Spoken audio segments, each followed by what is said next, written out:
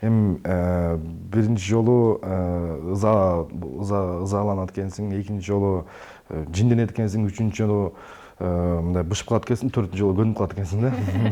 Мы еще в начале пути депчи. Бышыш керек, күчтөнүш керек. Жаңы партияларды кошуп, өзүбүзгө жаңы прогрессивдүү күчтөрдүн айланасында бириктик да. Казып чукуйм дегендер көп деле кыйналбайт да бизде. Кичине элдер жөн эле интервью карай бербей, кичине өз арасынан ушуну обсуждение кылышсын да. Бүгүнкү күндө элдин чоң талабы тарбиялык мааниде кинону тарткыла дейт да. Мына силер дейт, мына ошол мен балдарымдын, кыздарымдын тарбиясын эми силер жасагыла деп атат да. А тарбиялык маанини талап кылган коом демек өзүнүн жоопкерчилигин башка бирөөгө түртүп койгондой да. Ошон үчүн мен саясатка баратам. Бүт тармактын баардыгы саясат. Экөөбүздүн отуруп сүйлөшкөнүбүз да саясат. Ушул суунун ушул столдун үстүнө келгенин дагы өзү саясат да. Бунун баардыгы саясат. Жап-жаш сезем өзүмдү. Өздөрү эле жаш болгондо, өздөрү эле тентек кылган. Ты тот, что ты потребляешь. Кыска аралык ичинде видео аркылуу, текст аркылуу, музыка аркылуу жана эң негизгиси эмоция аркылуу менталитет жок. Ошону ким көрүп аткан болсо ошону запомните раз и навсегда. Это отговорки и дагы бир жолу шылтоо. Өзүн чектеп коюу бул кулчулук. Эркиндик бул чындык.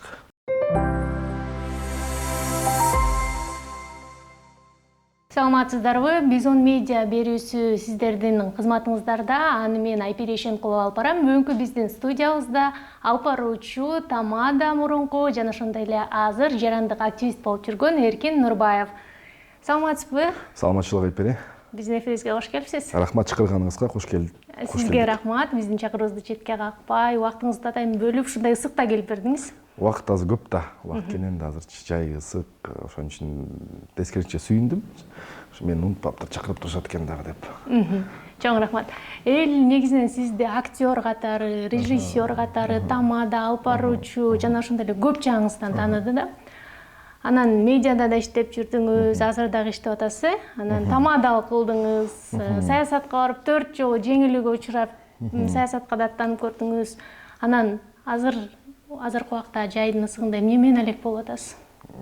Салкындоо менен алек болуп атам. Жай ысык болуп атпайбы? Ошо салкынданып жатабыз да.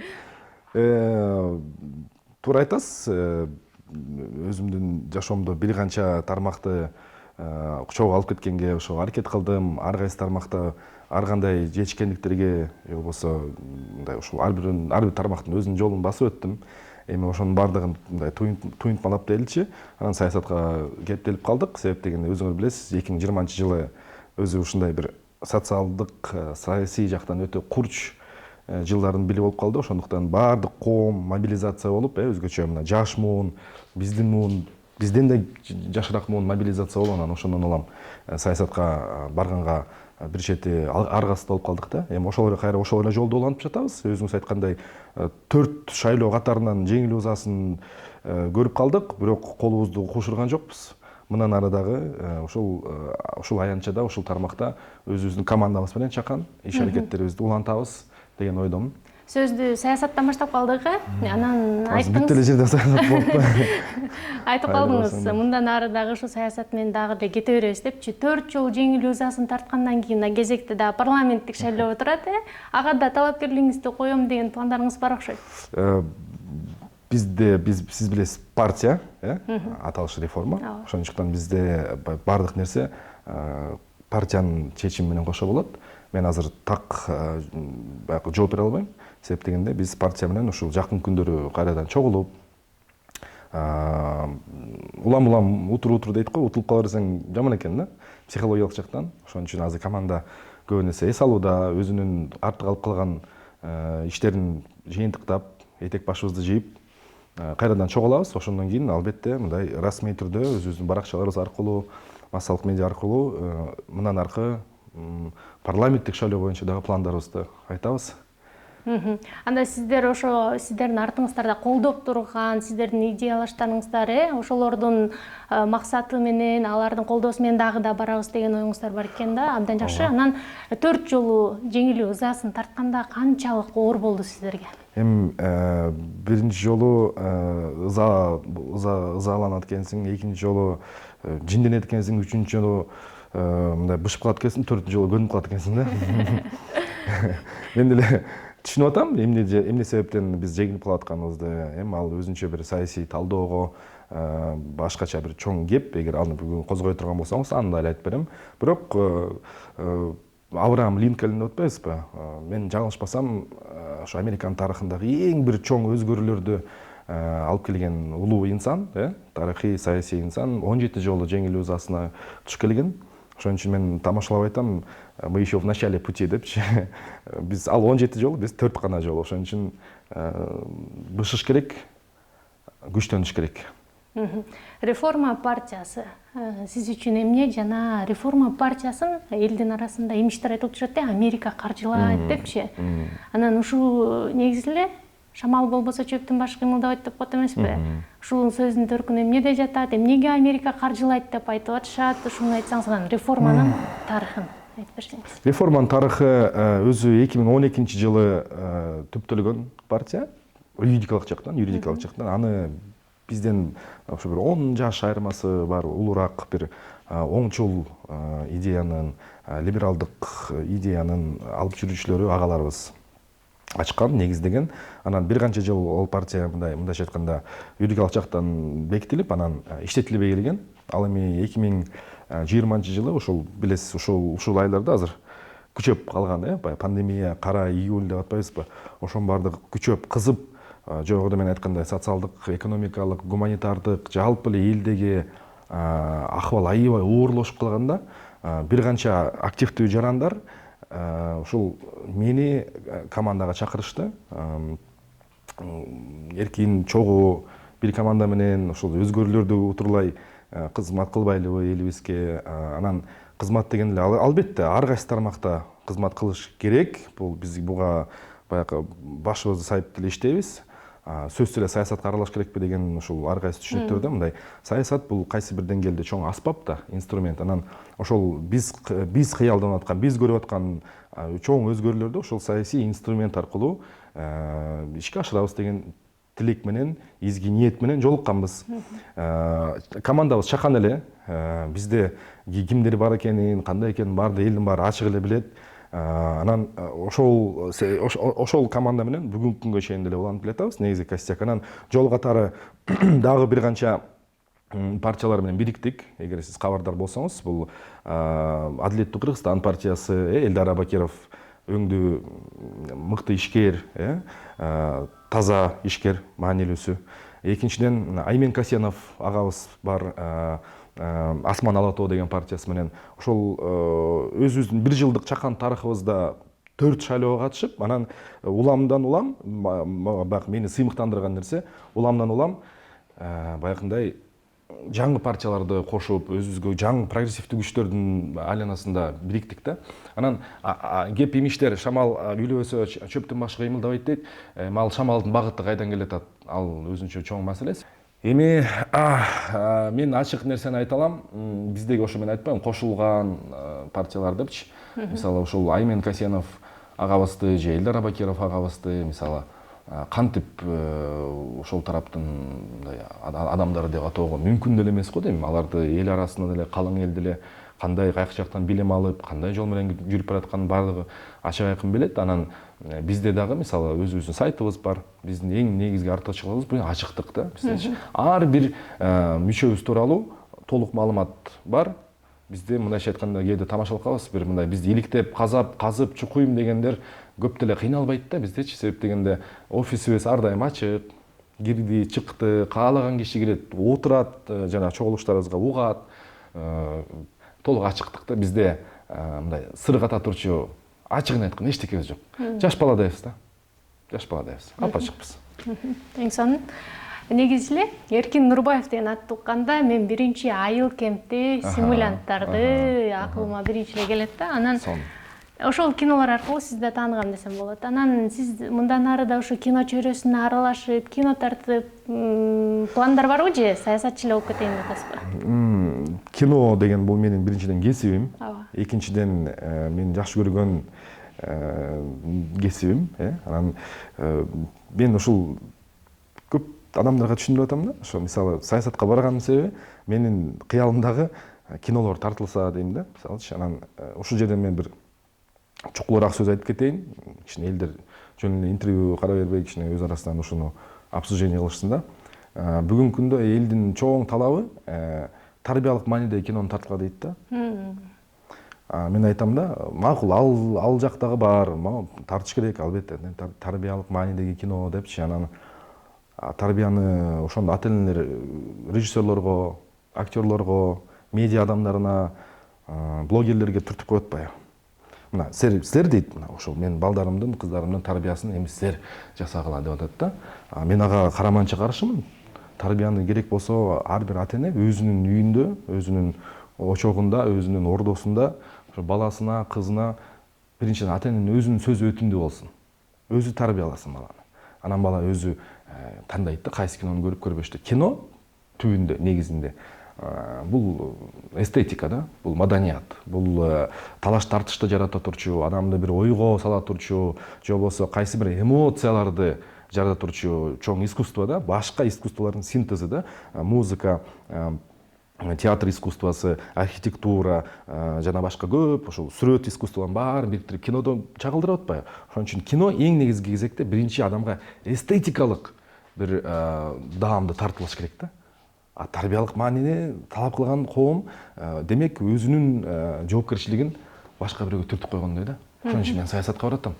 Эмне дегенде саясат бул биринчи кезекте баягы өзүң программа менен барасың да. Ал программа биринчи кезекте экономикалык, билим тармагында жана ошол чоң тармактарда өзүңдүн атайын түшүнүктөрүң менен, өзүңдүн позицияларың менен саясатка киришесиң да. Бул өтө маанилүү. Себеп дегенде эгер сен элдин колдоосуна ээ болуп, ошол колдоонун аркасынан бийлик бутактарына келе турган болсоң, албетте өзүңдүн командаң менен максаттап койгон, элге жазылган программаны ишке ашыра баштайсың. Менин кыялымдагы ушул биз жазып аткан программа боюнча биздин эл колдон келишинче мындай эркин ой жүгүртсө, эски комплекстерден, эски коркунучтардан, ушундай жоопкерчиликсизден арылса, жана ар бир адам өзүнүн жашоосу, керек болсо өзүнүн балдары үчүн жоопкерчиликти ала билсе, ошондо анан коом өзүнөн өзү локомотив болот да. Азыр мамлекет айтып атат, мен мамлекет дейт, мен элдин баарын паровозго 6 миллион кишини паровозго салам дагы өзүм артып алып, жүгүн артып алып сүйрөп кетем дейт да. Физиканы карай турган болсок, сүйрөгөн менен түрткөндүн айырмасы бар да. Түрткөн кичине жеңилирээк да. Ошон үчүн бул мамлекеттин негизги локомотиви элдер өзү болуш керек да. Эл өзү. Өзүнө өзү жоопкерчиликтүү болуш керек да. Ал жоопкерчилик көп жерден башталат. Биринчи кезекте добуш берүү укугунан пайдалануудан башталат да. Эми ал башка маселе. Мен жалпысынан ушуну жооп берет элем да. Ошон үчүн баягы саясатка ойноп анан бул эми баягы деген эмес. Мен бүт тармактын баардыгы саясат. Экөөбүздүн отуруп сүйлөшкөнүбүз да саясат. Ушул суунун ушул столдун үстүнө келгенин дагы өзү саясат да. Бунун баардыгы саясат. Эми экономика, финанс, гуманитардык тармак, социалдык, илимдик тармак, тарых, чыгармачылык, искусство мунун баардыгы саясатка келип такалып атпайбы?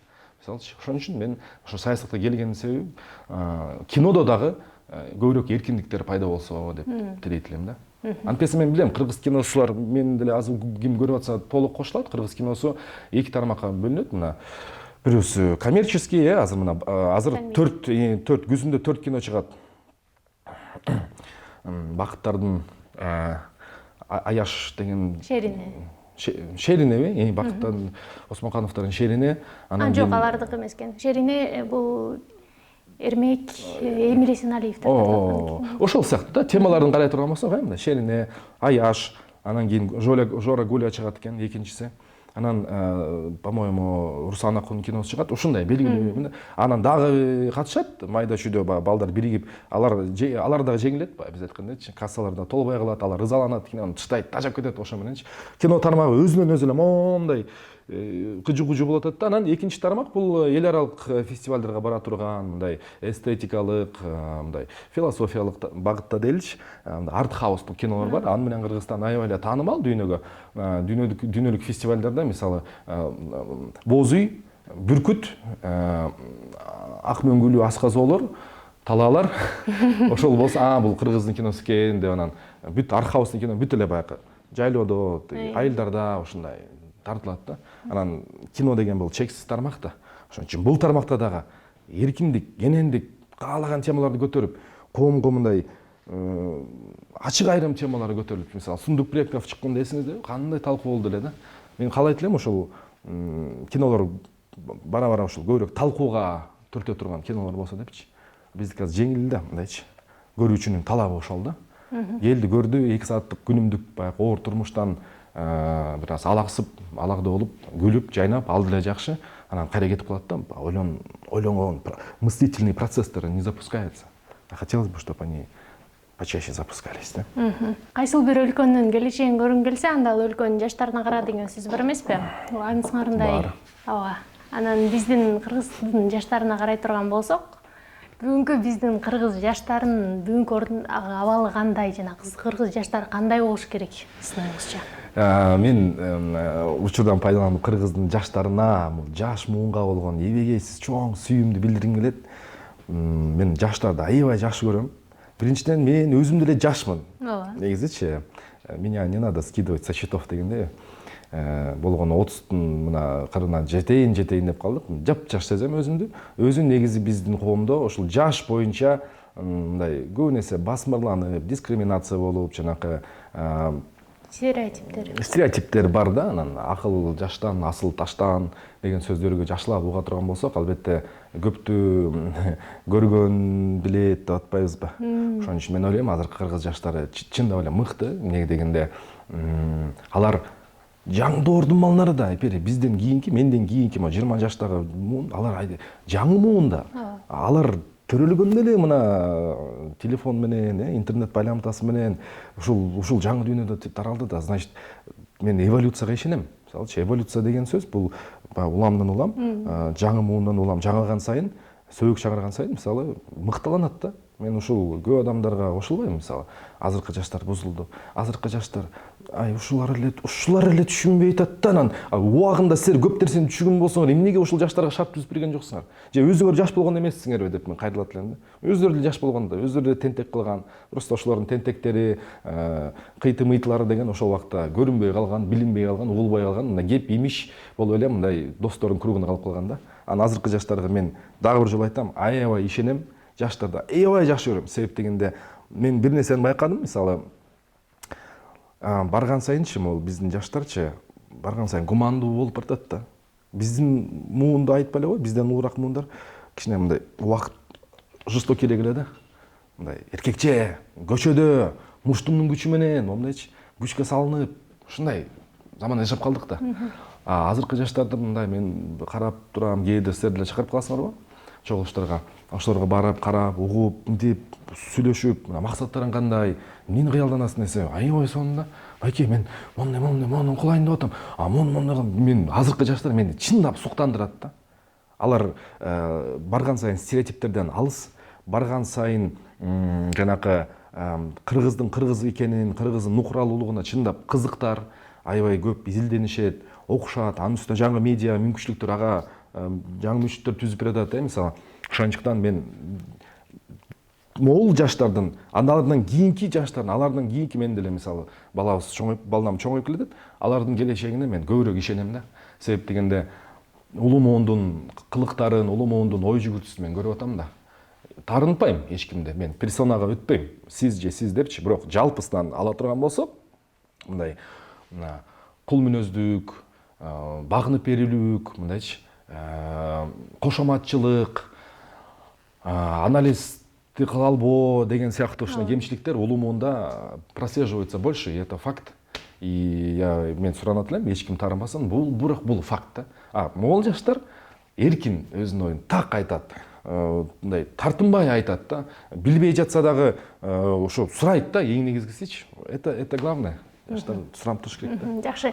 Азыркы учурда интернеттин, өзгөчө соц тармактардын өнүккөн заманы болуп жатпайбы? Мисалы, бир күнүбүздү интернетсиз, инстаграмсыз элестетүү мүмкүн эмес. Биз жаңылыктан артта калабыз, Анан ошол сыяктуу эле, мисалы, TikTok чыкты, башка чет өлкөлөрдө кээ бирөөлөр TikToкту тыйы салып атат, Анан бизде дагы элдөрбөсө эшек кошо дүрбөйт болуп, анча-мынчалар чыкты. Муну жабышыбыз керек, биздин менталитетке туура келбейт деп. Сиздин оюңузча, TikTok эмне, ал кандай мүмкүнчүлүктөрдү бизге берет жана ушул TikToкту жапсак эле биз укмуш болуп кете алабызбы?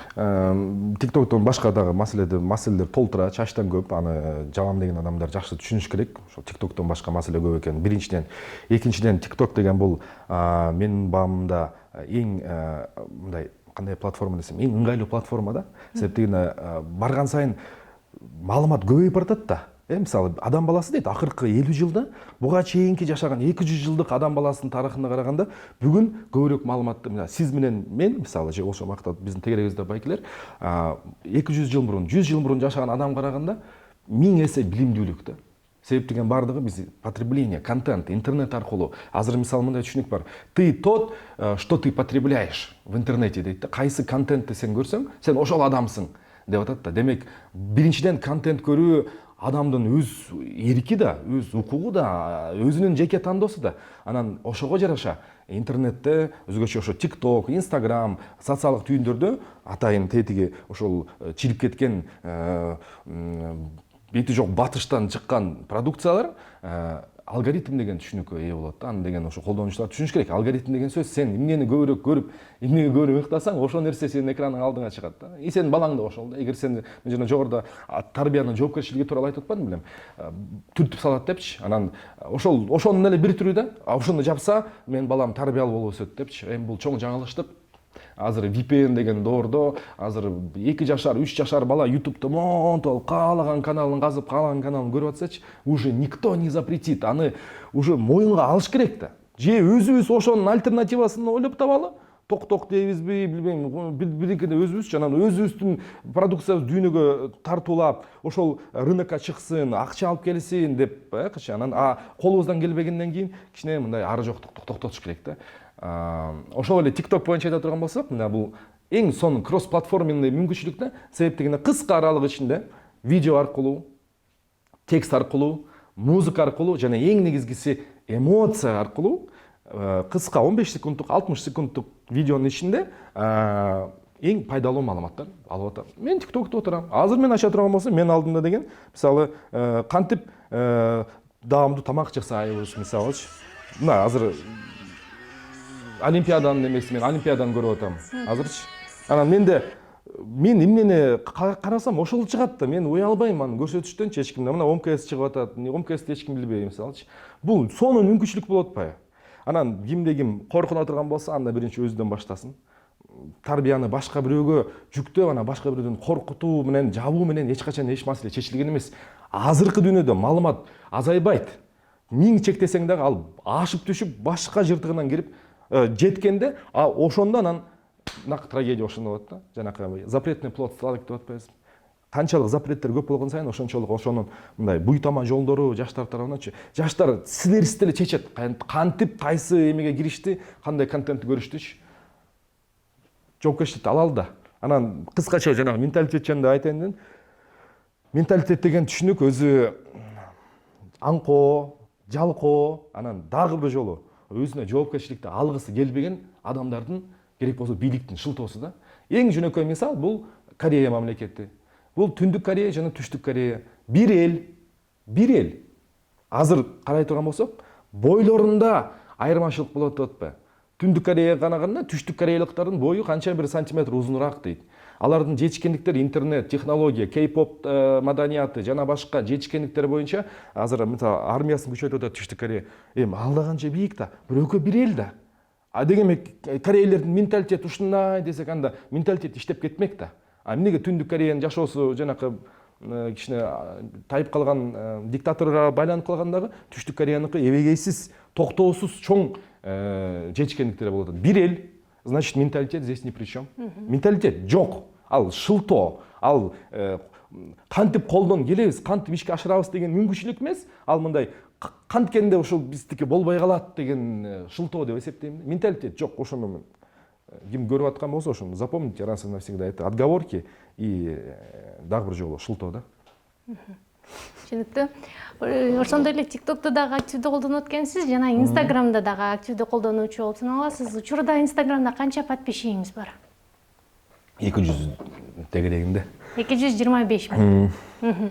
Анан Instagram'дан сизге хейтерлер дагы, фанаттар дагы бардыгы бар, анан жаман комментарий жазгандары бар, ошолордун баарын окуп жооп берип турасызбы? Анан подписчиктин саны сиз үчүн маанилүүбү? Маанилүү эмес, азыр маанилүүсүз болуп калды. Өзүм подписчиктин санын окуясы мындай болгон, мени эч качан бул подписчиктин саны кызыктырган эмес. Өзүм кайсы бир учурга чейин аз айтып берем, ошол окуяны 75 ушул 80 миң тегерегинде өзүмдүн подписчиктерим бар эле. Анан бир күнү мага Бирбек чалып атат, Атабеков. Мирбек салам. Чоң айтып туруп Мирбек салам деп койгончу. Макул. Тиги Мирбек Чалат Эркинбай айта турчу сөзүң бар экен элге дейт да.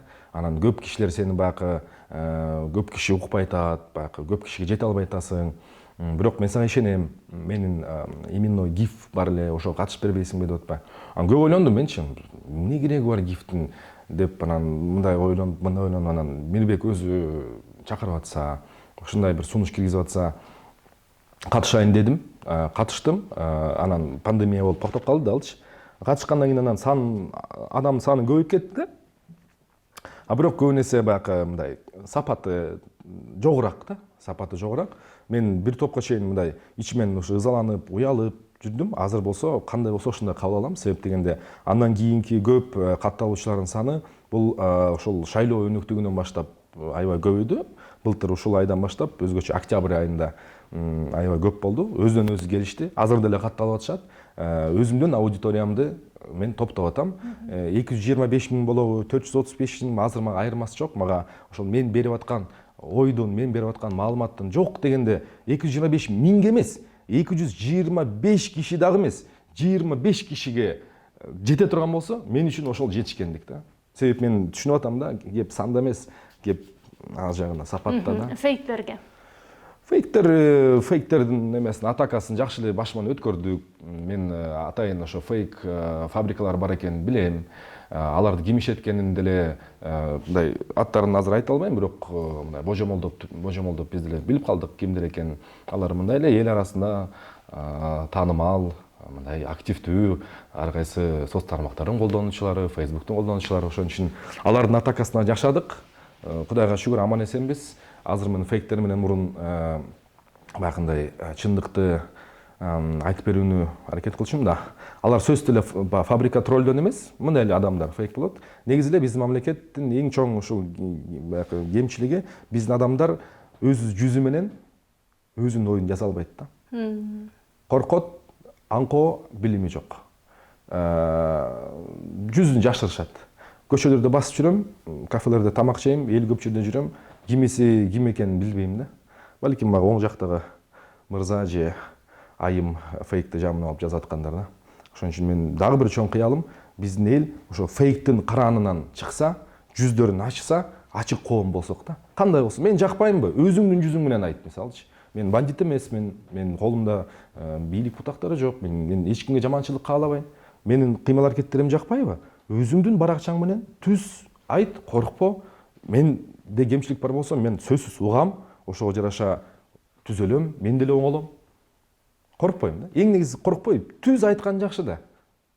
Мындай кыйтып жашынып аланан ошол ишти күйзөт да. Биз сизди тамада катары да таанып калганбыз. Анан негизи эле азыр элдин баарына эле ачык айкын, баары эле билет. Тамадалар акчасына карап барат көбүнесе элечи, эң биринчиден. Анан сиз ушундай сонун жумушту эмнеге таштап койдуңуз? Азыр тамада болбой эле экенсиз? Ооба, мен аны өзүмдүн Instagram баракчама видео кыстарып описаниясы менен жазгам. Мен ушул үй бүлөлүк салттуу жакшылыктарды алып баруудан баш тарттым деп, бул менин орусча айтканда осознанный тандоом болду. Тамада деген сөзү негизи грузиндердин сөзү да. Болчу, ошон үчүн асаба деген түшүнүккө биз келсекпи деген ойдомун. Ошон үчүн мен дагы бир жолу айтып атам, мен жашоонун баардыгы саясатта. Ошон үчүн мен саясатка аралашып атам. Эмне дегенде бул чоң жоопкерчилик да. Анан албетте ал кайсы бир деңгээлде финансылык жактан аябай чоң сарыпканы алып келет да. Себеп дегенде баягы өз алдында мен тазамын, Кудай алдында тазамын.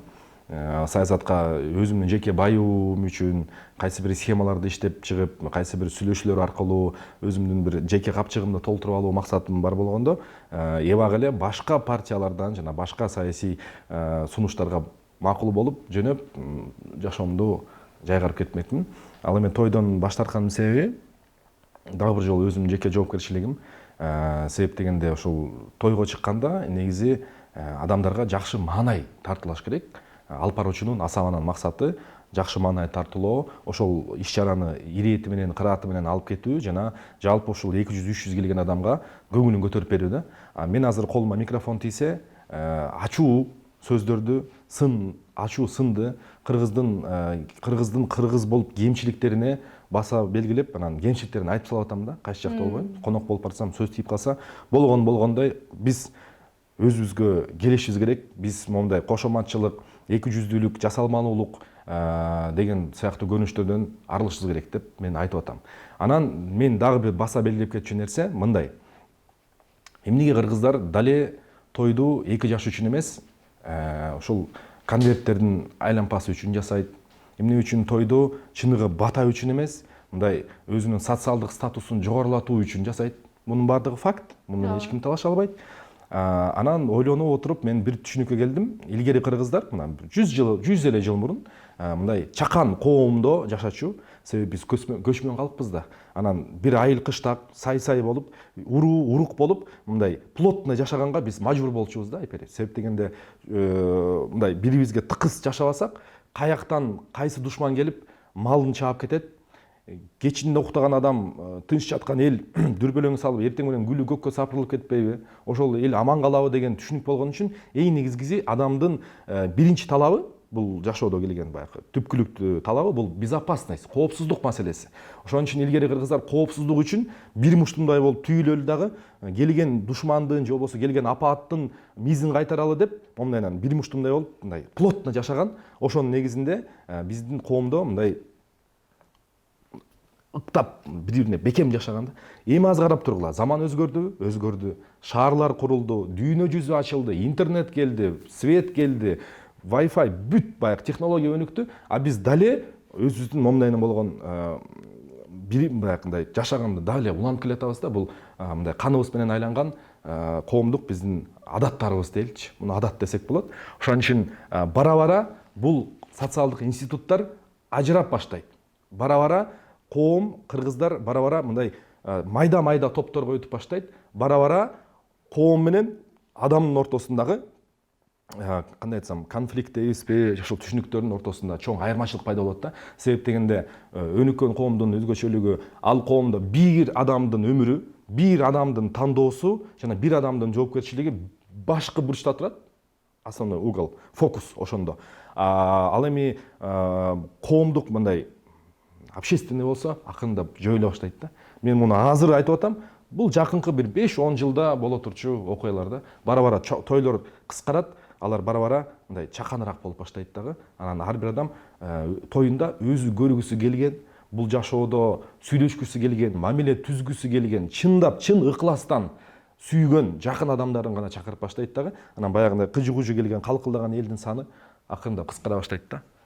Сиз ошондо азыркы тойлордогу ысырапкорчулукту баардыгын сындап келесиз, ошондойбу? Эми ысырапкорчулук ошонун катарында. Ысырапкорчулук. Бирок ошол эле учурда сиздин да жакындарыңыз бар. Алар дагы сизди тойго чакырат, досторуңуз бар, алар тойго чакырат. Сиз барасыз, кошумча кошосуз. Кийинчерээк мен негизи эле бул жашоодо эмнегедир ошол башынан элечи ушул түшүнүктөр келе электе эле мындай катыш үчүн катыш деген түшүнүктөн алыс болуп турмун. Өзүм ойлоп көрсөмчү. Чындыгында жүрөгүм жакын, ошол жашоодо ошол адам менен жалпы бөлүшкөн баалуулуктарыбыз бирби деген адамдардын гана жакшылыктарына барып жүрчүмүн. Азыр дагы да кыскарды, аябай көп кыскарттым. Жөн эле дос бар, мындай тааныш бар, анын өзүнүн категориялары бар да. Сый менен учурашып, жакшылыктан, бирок бара-бара мындай азайтып баштадым да. Менин жашоомдо чындап башыма бир ар кайсы күндөр оор күндөр түшпөй эле койсун. Мындай телефондук номерди алсам, азыр менде телефонумда 3000ден ашык контакт бар экен да. 3000ден ашык, 3,5 жакын контакт бар. Бирок ошонун ичинен мен чындыгында кези келгенде мен кимге чалам? Кимди жардамга чакыра алам? Ким мага келе алат деген ойго келесиң да. Карасаң чындыгында аз да. Ошон үчүн бул жашоодо жөн эле катыш үчүн катыш түзүп эле мындай адамдардын санына эмес, достуктун, жакындаштыктын, катыштын сапатына көңүл бура баштадым. Ал барган сайын азаят да. Турган иште. Демек, чакырган жердин баарына эле бара бербейт экенсиз да. Өзүңүз кимди жакын деп эсептесеңиз, ошого барасыз. Жакшы түшүндүк. Күн ысыкта азыр китеп окуп атам деп айтып калдыңыз, эфирге келердин алдында да китеп окуп келдим дедиңиз. Кайсыл китепти окуп келдиңиз жана кайсыл жанрдагы китептерди көбүрөөк окуйсуз? Негизи китепке Достоевскийге эле жакынмын. Бул үчүн баягы мени тарбиялап өстүргөн апама ыраазычылык айтам. Кайсы бир адамдар билип калды, билбегендер үчүн айтып кетейин. Так деп ойлойт да. Менин мамам өзү мугалим, атам да өзү мугалим, кесип боюнча. Анан жашоо шарттарынан улам мен ошо өзүм билим алам, окуйм деп 5 жашымда ошол Ак суу Теплоключенко айылынан шаарга келгем. Шаарда мен тай эжемдин колунда өскөм. Бирок ал кишини мен мама деп айтам, өзүмдүн апамды апа дейм. Ошол киши мага китепке болгон чоң мындай сүйүүнү сиңирип койгон экен. Ыраазычылык билдирем. Китеп менин чындыгы жан досум, курбум. Ал жактан өтө чоң окуяларды тапсаң болот. Бүгүнкү жашоодо болуп аткан окуяларды ошо китептерде, романдардагы болгон персонаждардан көрөсүң да. Алар жашоодо бар. Ат өзгөргөн, географиялык өзгөргөн, бирок алар бар. Прототиптер бар. Ошон үчүн көбүрөөк окуш керек. Мындай китепте бул жашоодо сен балким сага бир устатың же болбосо жакын адамың айта албаган айрым чоң сырлар ошо китептин ичинде катылган. Мен азыр мисалы үйүмдө жанакы Юваль Ной Хараринин китеби турат. Негизи оорураак, салмактуу китеп да. 21 урок для 21 века для человечества деген, анан Homo sapiens деген, анан Homo Deus деген ошо 3 китеби бар. Ошолорду мындай кичине колго алып атам. Анан кече жакында эмоционалдык интеллект тууралуу бир китеп чыккан. Ошол китеп 3 тилде, 3 столбик, баягы орус тилинде, англис тилинде, кыргыз тилинде болуп чыккан, өзү чакан китеп.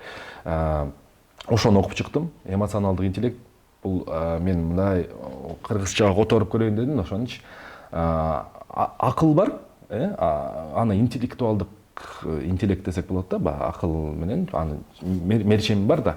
Анан көзү көрүнбөгөн рухтун, башкача айтканда эмоционалдык интеллект деген түшүнүк бар. Мен ошол эмоционалдык интеллектке аябай ыктап, аябай кызыгам. Себеби бул дагы жашоонун жана адамдын ажырагыс бир чоң жакшы сапаттарынын бири болуп чыгышы ыктымал эмес, ошондой да. Эмоционалдык интеллект, анан ошол Хараринин китептерин окутам. Жакшы. 2018-жылдан бери бизде бир адамдан бир китеп деген абдан жакшы долбоор ишке ашып, өлкөнүн ар кайсы региондорунда жакшы иш-чаралар өтүп келатат. Анын баштаган негиздегендер менен дагы сиз өзүңүз тааныш болушуңуз керек, э? Мен ошо байкелерге аябай ыраазычылыгымды айтат элем. Чындап республикалык масштабтагы ийгиликтүү ишке ашкан айрым бир долбоорлордун бири болуп чыкты.